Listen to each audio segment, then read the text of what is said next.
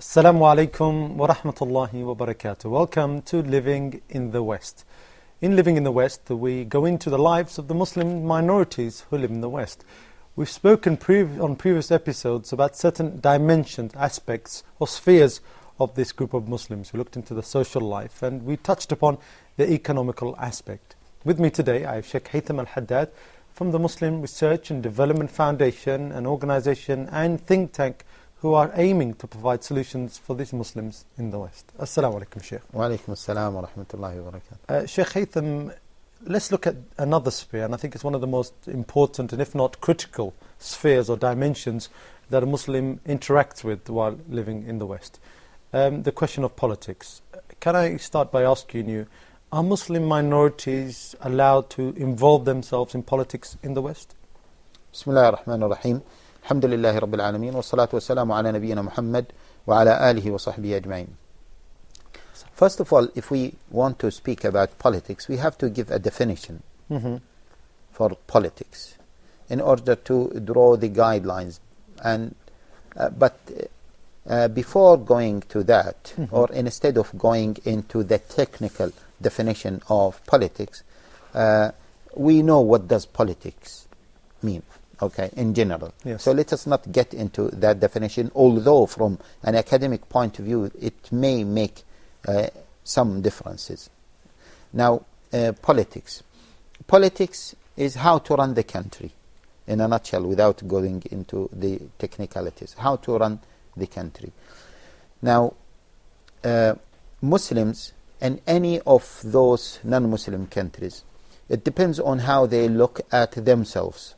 Do they look at themselves as a group of immigrants coming for a temporary period of time and they are going to leave that country?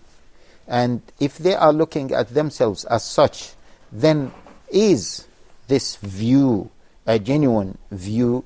Is it really a practical view or not? Because what we have seen is that there are so many Muslims who went to many European countries or America or other countries, and they stayed there for number of years, tens of years, and they are still considering themselves as immigrants, and they are not interested in staying in that country. I don't think that this view is really a practical view, because it has so many negative consequences. The Muslims, first of all, living in those European countries, should look at themselves as integral parts of those societies. And therefore, the aim is to better the situation of Islam and Muslims in that country. As we said when we spoke about the aims and objectives of, or the vision of Muslims, this is in the first stance. And the second aim is to better the situation of the people in general. Now, there is no conflict between the first aim and the second aim. Many people think that there is a conflict between both aims. And that's why they say, let us not talk about benefiting Muslims. Let us talk about benefiting the society. But if you benefit Muslims, then you are going to benefit the society as well.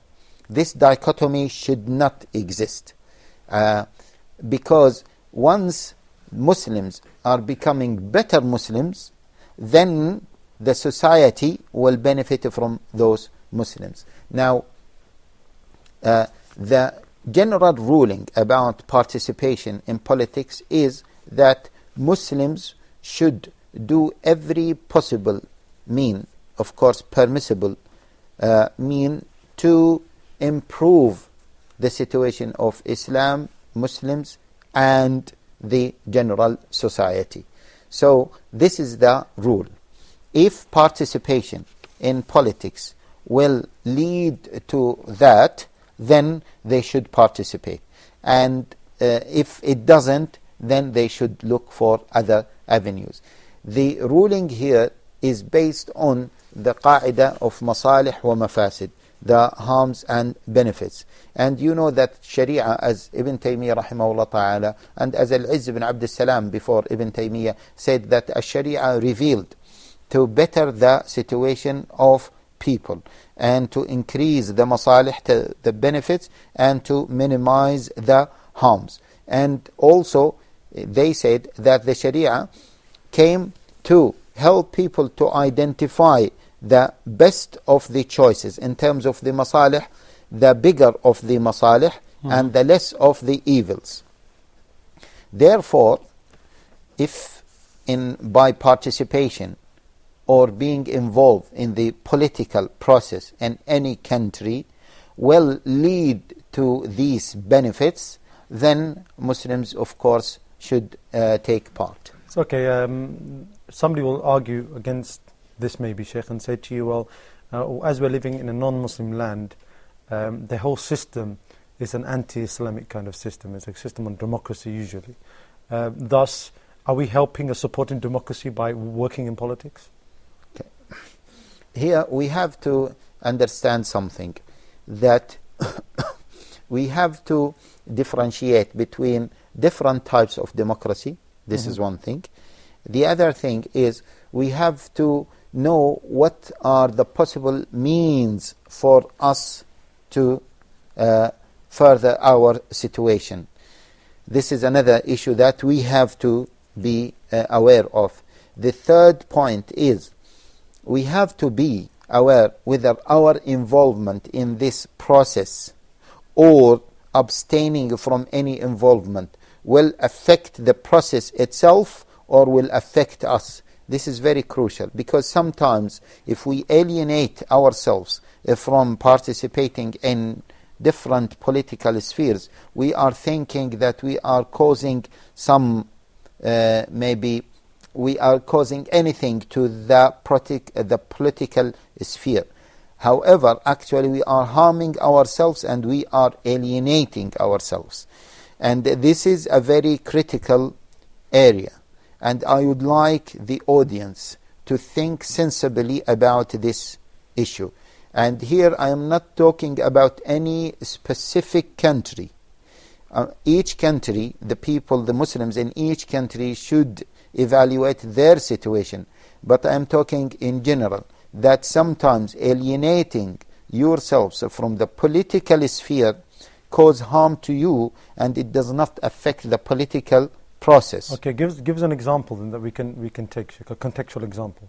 For example, in South Africa, take the example of South Africa. Muslims were involved in the political life from day one. And the nature of the political system in South Africa, it's such a system that enables those who are involved to have a space to maneuver. And that's why there are 3 or 4 Muslim ministers there, although the Muslim population, as we said previously, is very, very minimum. So the involvement of Muslims in the political process in South Africa helped to better the situation of Muslims. They have number of good Muslim MPs, number of good Muslim ministers who are trying to further the situation of Muslims. And not only the situation of Muslims, but they are trying to put certain rules and regulations against some things that are considered to be non-Islamic, but those things will harm the society, will cause harm to the society. Take, for example, the issue of nudity. If they are trying to help certain legislations against this nudity or against very liberal society, then this will be a better situation for both Muslims and non-Muslims. Okay, this is clear now. That the argument's clear that you're going to be helping the Muslims and the non-Muslims as a byproduct. And of course, I think it goes towards what you said at the beginning, and I want to clarify this again, that it has to help the manifestations of your religion. I mean, by entering into this politics, you are basically helping the Muslims as a community and a personal level manifest their deen. Is that what you're saying? Exactly. And exactly. by withholding from that, you are then cutting short the manifestations or the aims or the objectives of manifestation. Are not fulfilled. But again, I would like to stress on the point that Muslims in each country, they should evaluate their situation. Okay, here we are not in a position to advise every single community and every single non-Muslim country to do or to carry out certain steps, because the situation from each country to another country differs. That's why we have to be careful. But we have to, these are kind of important dimensions should be taken into account once we talk about the participation in the political process. First of all, the aim is increasing the good and minimizing the evil. And if we can achieve that, then we should participate. And by increasing the good, sometimes we are going for the bigger of the two goods and the lesser of the two evils. Sometimes the participation may involve elements of haram, but the outcome is far bigger than the haram. Then this should be considered, because the Sharia is built on increasing the good, not just attaining the full good, and minimizing the evil, not just eliminating the evil, because in many cases we are unable to eliminate the evil. So this is one factor to be considered. The second factor is Muslims should evaluate whether the participation in the political process can really lead that, and alienating themselves or secluding themselves from this participation, what is it going to affect? Because we don't want to fool ourselves thinking that by alienating ourselves we are going to affect the process. Therefore, this point that you mentioned is that there is a democratic process, and it might not be an Islamic process. But if you alienate yourself from participating in that process, will you stop that process from taking place? A question maybe that we can even go in more detail with after this short break. We're going to take a short break and inshallah return in a couple of minutes. Please do stay with us in Living in the West.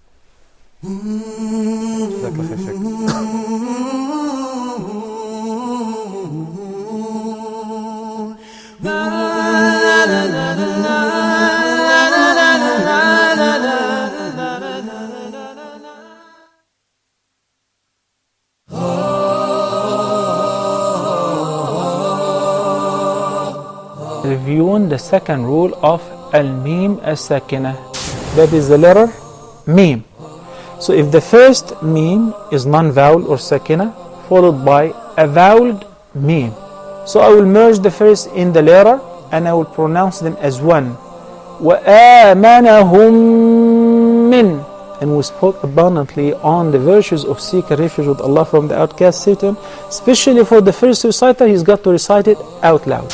وَالسَّمَاءِ ذَاتِ الْبُرُوجِ. أعوذ بالله من الشيطان الرجيم. بسم الله الرحمن الرحيم. فإذا جاءت الصاخة. وَإِذَا النُّفُوسُ زُوِّجَتْ. Make sure it's Dhamma. وَإِذَا النُّفُوسُ. Thank you for joining us.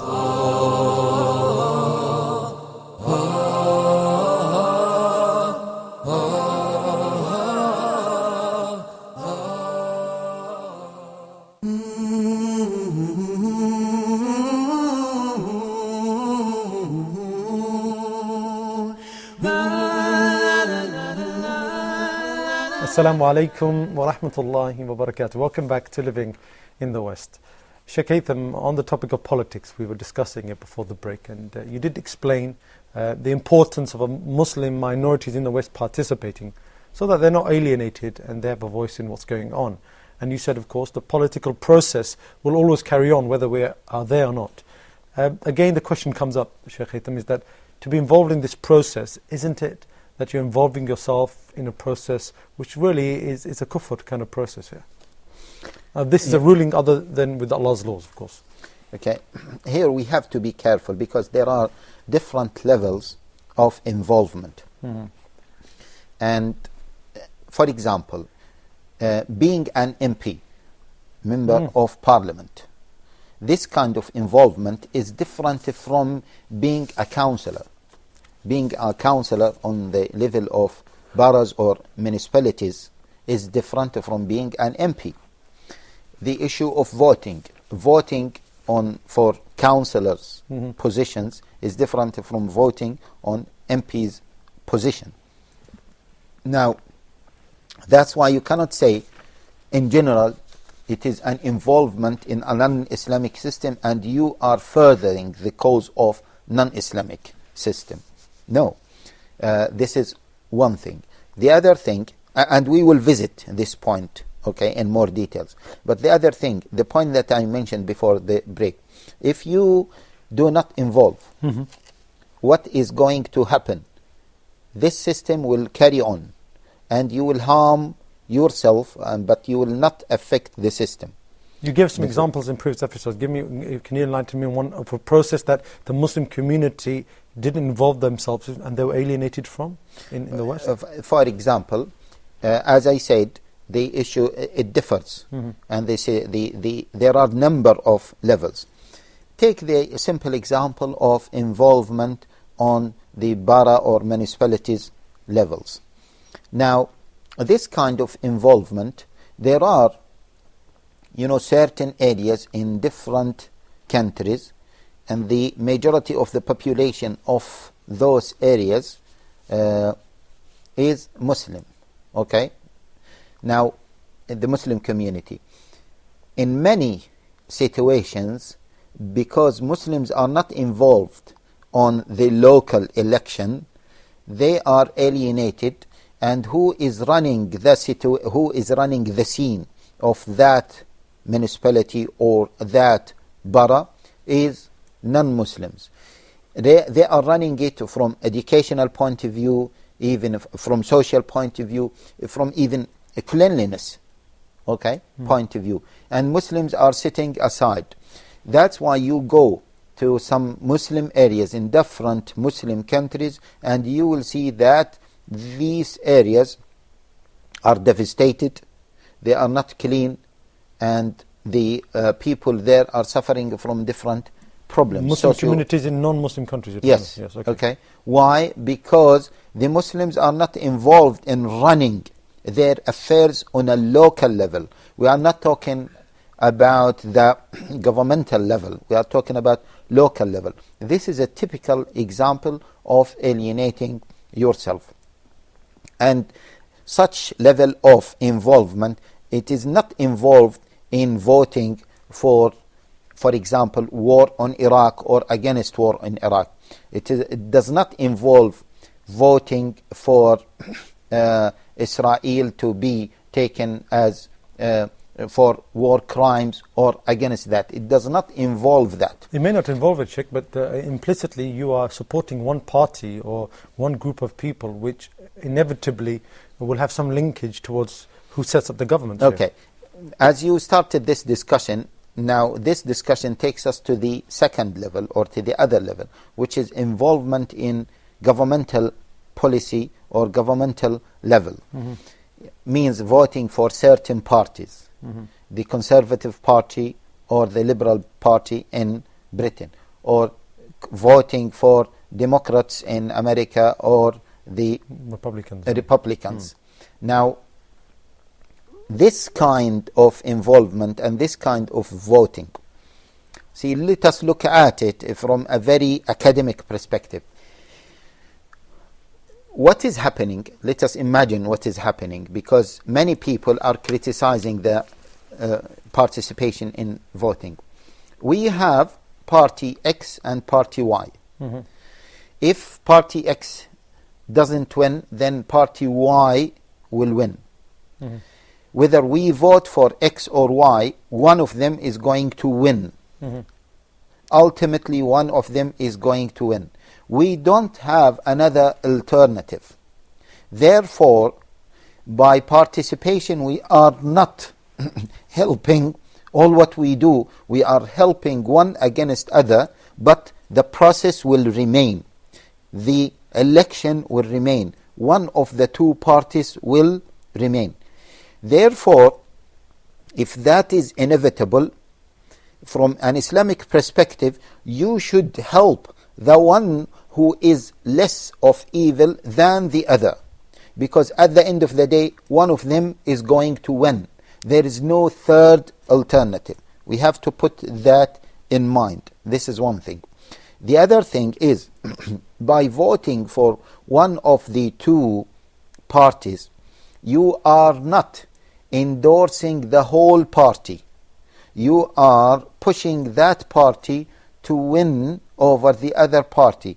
You are not endorsing all the full memorandum or referenda of the whole of the party. You are not endorsing that the party is going to wage war in Iraq, the party is going to vote for the rights of lesbian, gays, homosexuals. You are not voting for these issues.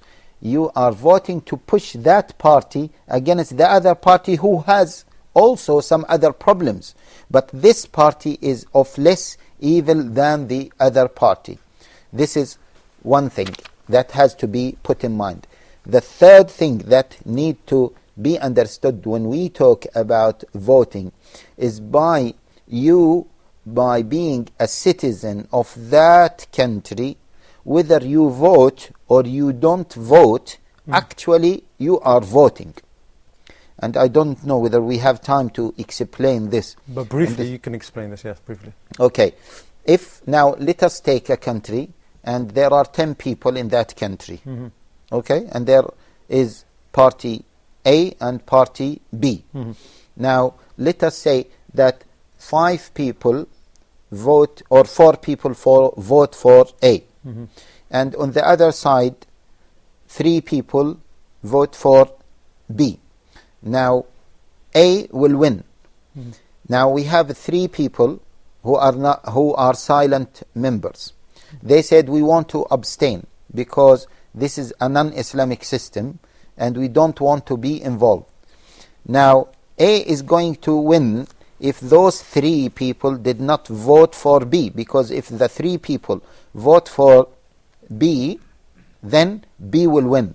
By them abstaining from voting for B, they are implicitly voting for A to win. This is what so many people do not understand.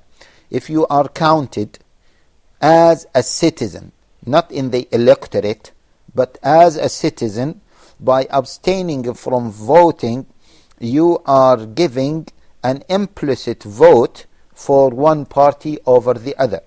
So, if party A is anti-Islamic party, and party B is anti-Islamic but is little bit better, by abstaining, you helped A to win.